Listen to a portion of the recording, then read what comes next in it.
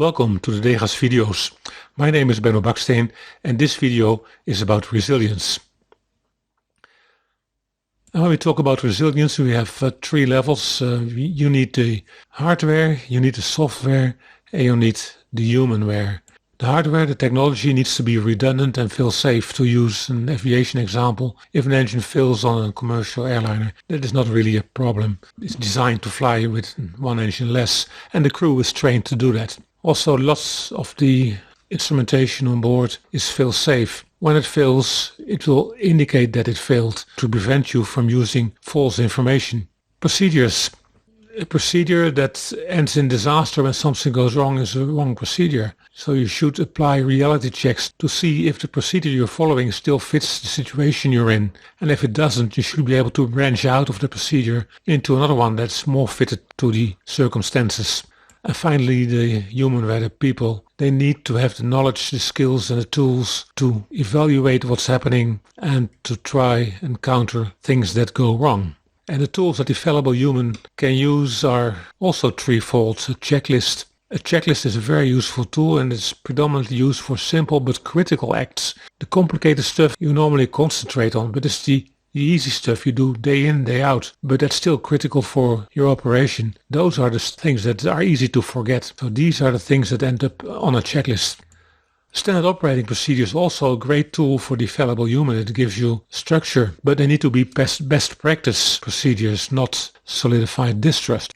And teamwork. Even although you might be brilliant, you're still not infallible. So you need a team. You need all the experienced eyes and ears that are available. Even the new intern might see a critical event that the others in the room miss. A short word about checklists. This is October 13, 1935, Wright Airfield, Dayton, Ohio. The aircraft is a Boeing 299, which later became known as the B-17, the Flying Fortress. And this picture is just before it's ready for departure for a demonstration flight for the military. This is just before departure and this is just after departure. What happened there was this. With a large aircraft you also have large control surfaces, rudders and ailerons, elevators. And when the aircraft is parked and there's a wind blowing, these might flap around and cause damage. So the control surfaces are locked when the aircraft is parked. Of course, before the flight you need to remove that lock. That wasn't done in this case. And the brilliant move from the investigating committee was that it didn't say, oh, they forgot to remove the lock. Let's send a letter out to every airman and warn him to remove the lock before flight. No, they said, if this can happen to the most experienced crew of the United States, this can happen to everybody. So we need to find a solution. This was the birth of the checklist. Very effective tool and now used in many other domains, for instance in the medical domain. And this is promotion material. It looks good, but when I see it I worry a little bit because a checklist is a team effort. You should not complete it on your own.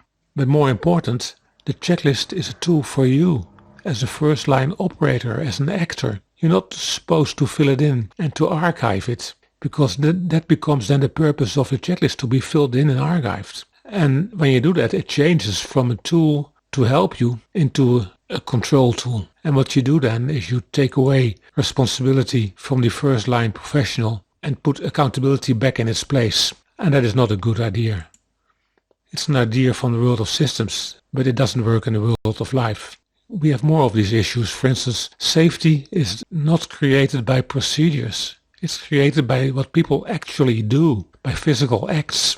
Of course, effective procedures are a must-have, but they're not sacrosanct, because by definition you cannot catch every event that might happen in a procedure, because the world is fundamentally unpredictable. And then it becomes very interesting, because the exact same qualities that make the human fallible are the same qualities that turn the human in a slightly different context into the guardian angel. So what you don't want to do is to design the human out of the system. Oh, you may do that if you are happy with the level of safety you have at that time. But if you want to move up to extreme safety, you have to support the human as guardian angel. And how do we do that? Oh, it's already mentioned with tools like checklists, teamwork and procedures.